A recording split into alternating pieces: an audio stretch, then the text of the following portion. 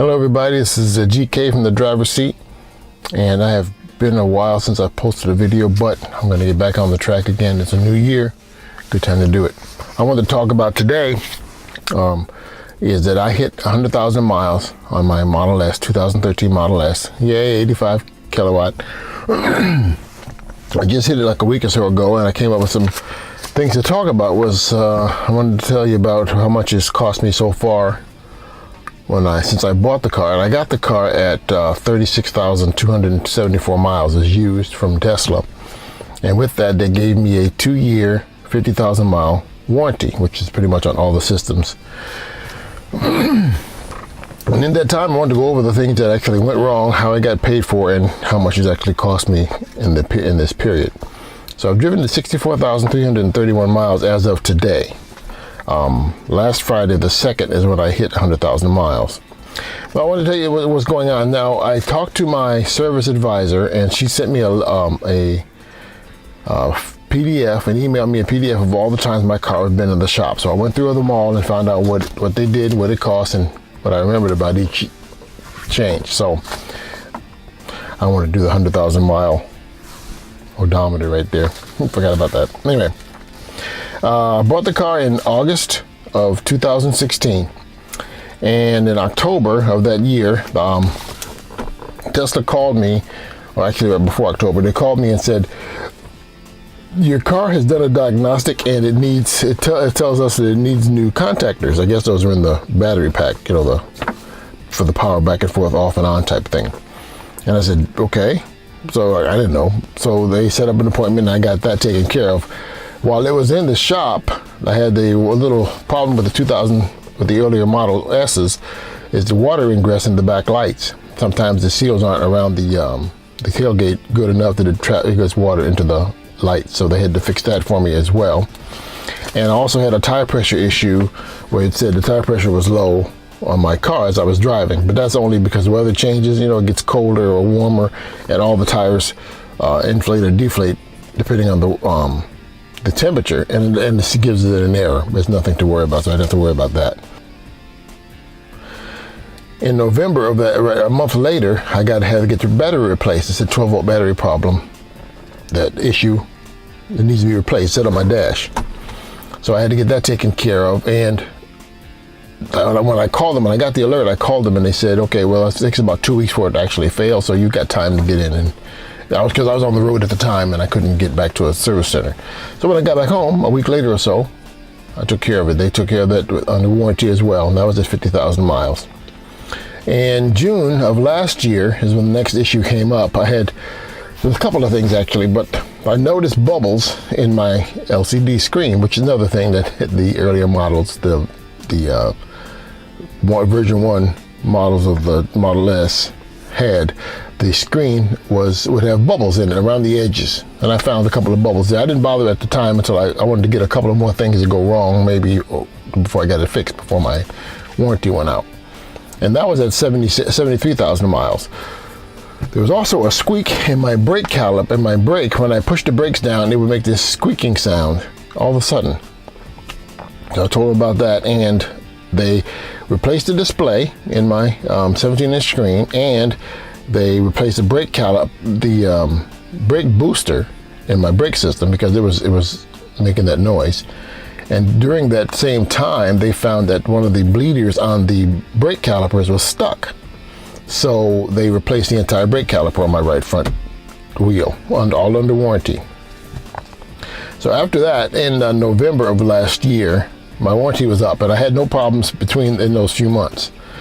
But the thing that came up next was I got updates. I would get updates all the time, and I got an update that said that I pushed it to start the update, and it says it cannot start update, please try later. So I waited a couple of days and tried again, and the same thing, please try later, please try later. So a week went by until I called them and said I can't get updates. So I took it in to them, and they tried to do it, and they couldn't get it to work either. They thought it was another issue, something with the signal or something. I can't remember. Something they had. I think they said. I thought it was. They said they had a few bad updates go out and it wouldn't download them. So I said, okay, that's the problem. So a month or so later, it's still happening. I'm getting no update. So I take it to them, and they say it's going to cost $175 to do a diagnostic. I said, okay, I can pay that. And they'll try to reset the SD card. They'll try to format it, whatever they got to do to get it fixed. And if it doesn't work, then I'm going to need a new MCU. I said, okay. So they tried it for $175. They tried everything they could and couldn't get it to work. So I'm going to need a new MCU.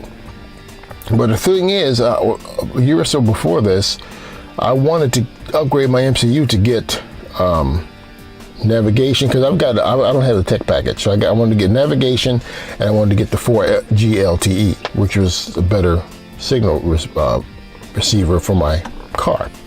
I thought about getting it, and they said it would cost about $2,500 to get that, so I said, forget it, I'm not going to worry about it. But now, since I'm going to need an entire new MCU anyway, I had to call and make sure that it was going to be, when I do get one, it would be the one with navigation and with the 4G, and it was. Isn't that nice? So they could put that in, and that cost me $2,804 minus the $175. Oh no, that is minus the $175 they had to do for the diagnostic. So since it wasn't under warranty, I got the old one back from Tesla, because you can get your parts back. It's like a law or something. So they gave it to me in a nice box that the old one came in, which is great. And I ended up reselling that one for $650, so that dropped the price down even more, down to about $1,900 is what I ended up paying, or about $2,200 what I ended up paying for it, something like that, 21 something, which is great. So I got my new MCU. It's now got 4G LTE and navigation, which is awesome. The next time my car went in was last year, 12/14/17. I got a car needs service alert. Car may not restart. Came up on my screen. It's been doing it for a month or so, and I called them and they said they can't find a problem. And at that time I said, what's going on? They found no problem. So I took it into them and they found no issue.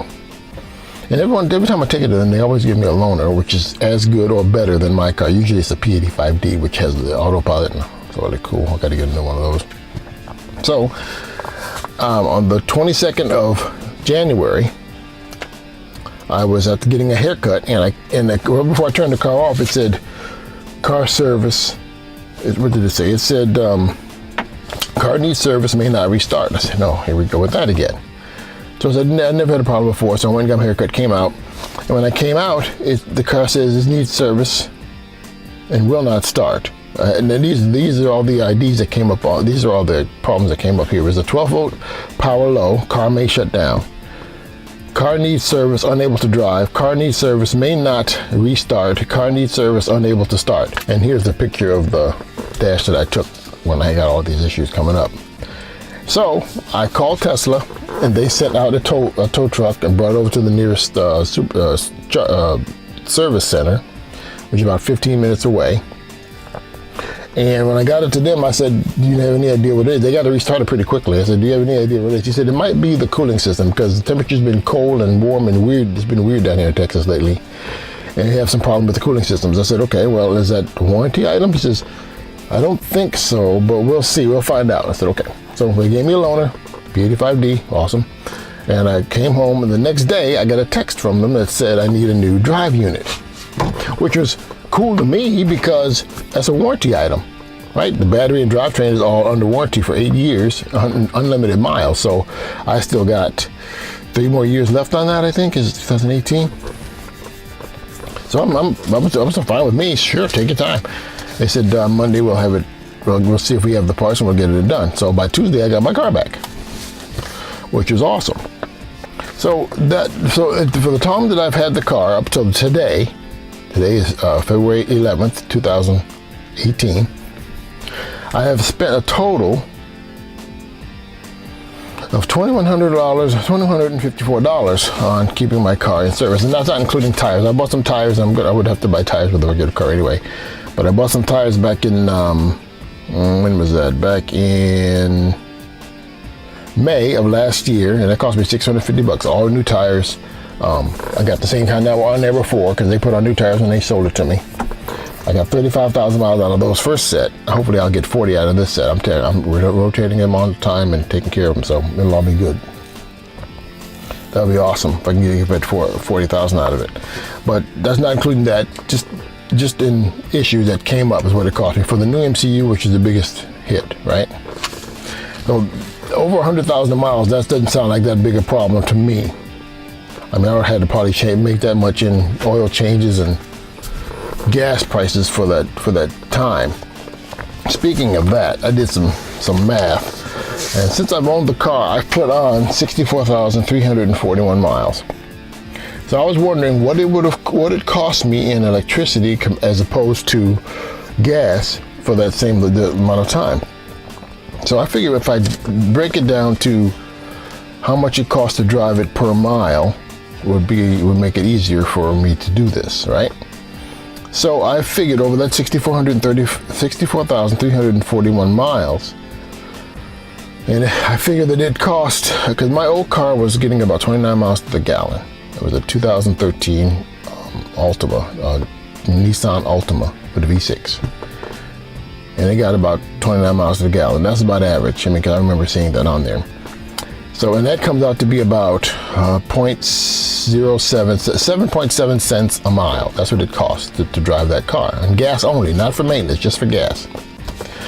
Now, I also figured my Model S would cost me about 3.4 cents per mile to drive and just for charging it.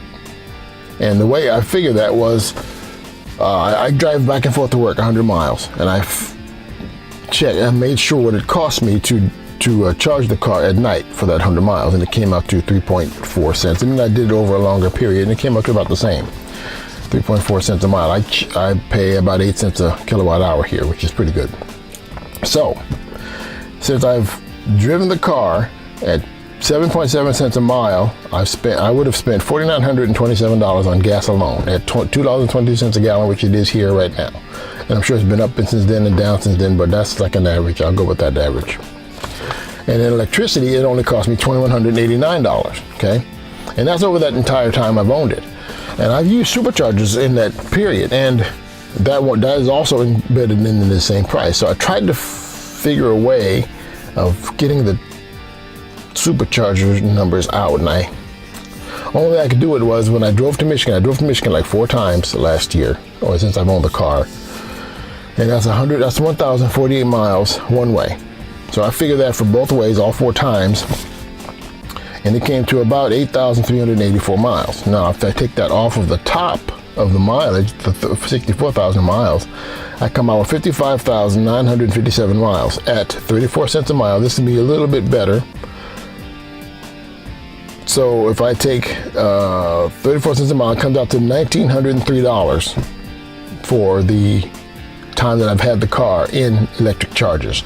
And that doesn't include when I get to Michigan, I plug it into my dad's house. He's got a charger at his house. It doesn't include the other times I've gone to superchargers in the area just to try them out, just to get a little tire charge here and there, any of that. Or going to Dallas and back a couple of times a year.